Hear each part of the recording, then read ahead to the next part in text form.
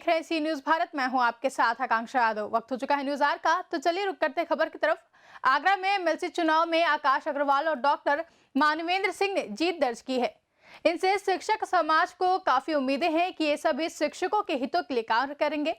बता दें ये बातें डॉक्टर एमपीएस स्कूल के चेयरमैन और squadron leader doctor AK Singh ने कही हैं। उन्होंने जिला संवाददाता अनुज उपाध्याय से वार्ता करते हुए बताया कि बोर्ड परीक्षा की तैयारियों में छात्र छात्राएं जुड़े हुए हैं।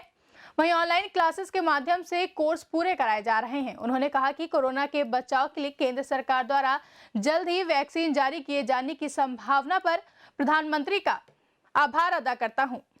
फिलहाल के लिए न्यूज आर में बस इतना ही। देश और दुनिया की तमाम बड़ी खबरों के लिए जुड़े रहें।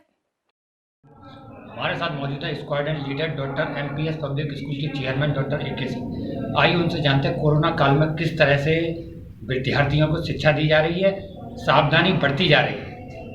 जी, जैसा कि आप जानते हैं कि कोविड काल में हमें कोविड के साथ जीना पड़ेगा, तो सुरक्षा बहुत ज़रूरी है। और सुरक्षा के साथ जितने भी जो प्रोटोकॉल बताए जा रहे हैं, जैसे कि सैनिटाइजेशन है, जैसे कि सोशल डिस्टेंसिंग है, और जितने भी तमाम मास्क लगाना है, वो सब स्कूल फॉलो कर रहे हैं। और बच्चों को और शिक्षकों को भी समय समय पर इसके बारे में शिक्षा दी जा रही है कि वो किस तरह से अपने को बचाएं, दूसरों को बचाएं, और अपनी पढ़ाई का कार्य भी जारी रखें। क्योंकि अभी हाल ही में बोर्ड की परीक्षा आने वाली है, उसको लेकर विद्यालय में किस तरह की तैयारियां की जा रही हैं?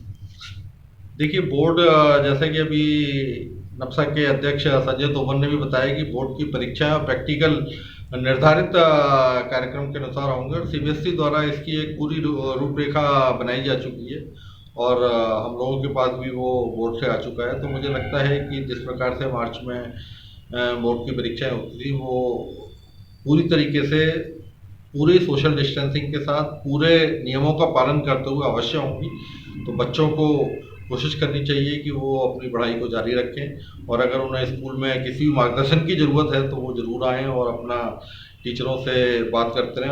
ऑनलाइन परीक्षा जो ऑनलाइन क्लासेस हैं, वो भी निश्चित रूप से उनके लिए बहुत फ़ायदेमंद है। ऑनलाइन क्लासेस में भी वो अपनी जितनी भी प्रॉब्लम्स हैं उनको सॉल्व कर सकते हैं। तो मुझे लगता है कि सब कुछ ठीक होगा, और बोर्ड की जो परीक्षा है उसमें छात्र बहुत अच्छा प्रदर्शन करेंगे और अपने भविष्य को सुनहरा बनाएंगे। छोटे बच्चों की बात, छोटे विद्यार्थियों की बात करें तो कब तक स्कूल खुलने की संभावना है?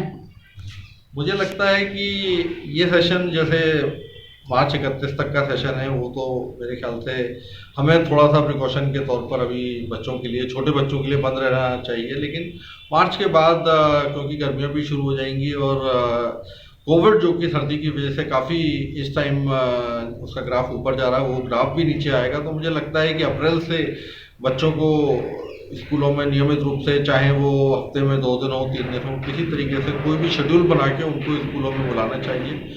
और अगर सब कुछ सोशल डिस्टेंसिंग के साथ और सब कुछ नियमों के साथ किया जाए, तो मुझे लगता है कि बच्चे आराम से अपना शिक्षण कार्य कर सकेंगे। PM मोदी द्वारा एक अच्छा प्रयास किया जा रहा है, वैक्सीन की जल्द लगने की संभावना, उसको लेकर आप किस तरह से विचार रखेंगे?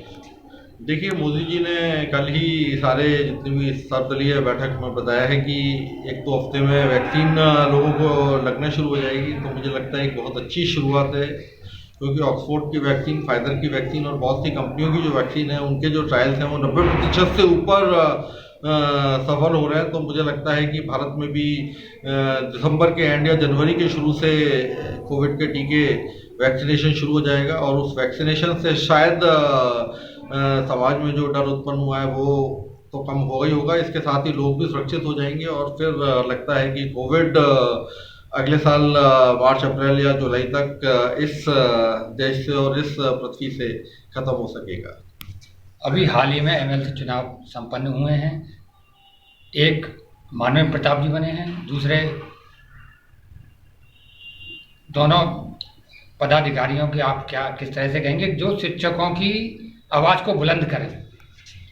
देखिए, 2 चुनाव हुए, और दोनों में एक में आकाश अग्रवाल जी, जो कि हमारे वित्तविहीन जो कॉलेजेस हैं उसके वहाँ से आते हैं और उन्होंने काफ़ी मेहनत की और मुझे लगता है कि उन्होंने दिखाया है कि किस प्रकार से अगर किसी के पास किसी बड़ी पार्टी का सपोर्ट ना हो, किसी कैंडिडेट का अगर मेहनत करे और अपनी प्रचार अच्छी तरीके से करे तो वो भी इस चुनाव में जीत सकता है। और बीजेपी के जो दिनेश वशिष्ठ जी बहुत ही दिग्गज प्रत्याशी थे, उनको हरा देना बहुत ही कमाल की बात है और मैं उनको शुभकामनाएं देता हूं कि जिस प्रकार से उन्होंने कहा है कि जितने भी सेल्फ फाइनेंसिंग के टीचर हैं उनको सरकार से मांग करेंगे कि उनको रेगुलराइज किया जाए, उनको जो वेतन है वो सरकार की तरफ से उसमें मदद की जाए जिससे कि उनको पूरा वेतन मिल सके और उनकी भी एक जो उनकी नौकरी है वो भी एक नियमित राजकीय महाविद्यालय के शिक्षक की तरह हो, इसके लिए उन्होंने आश्वासन दिया है हम लोगों को और हम उम्मीद करते हैं कि वो ऐसा जरूर करेंगे।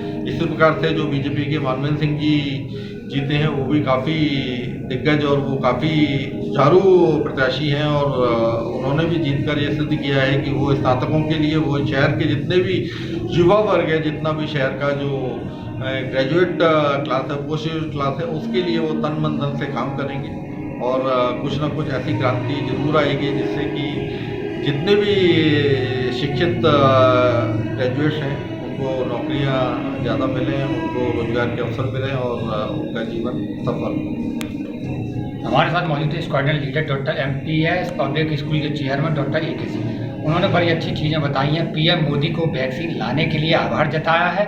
एमएलसी चुनाव के दोनों प्रत्याशियों को शुभकामनाएं दी हैं। साथ ही कहा है कि शिक्षकों की आवाज़ को बुलंद करेंगे। उन्होंने कोरोना काल में बोर्ड परीक्षा को लेकर पूरी तैयारियां होने की बात कही है। साथ ही छात्र छात्राओं से पूरी मेहनत और लगन से परीक्षाएं देने की बात कही। अपने साथी नरेंद्र सिंह के साथ अनुज उपाध्याय, न्यूज़ भारत आगरा। फिलहाल के लिए न्यूज़ आवर में बस इतना ही। देश और दुनिया की तमाम बड़ी खबरों के लिए जुड़े रहे न्यूज़ भारत के साथ। हर खबर आपके साथ, आपके हाथ।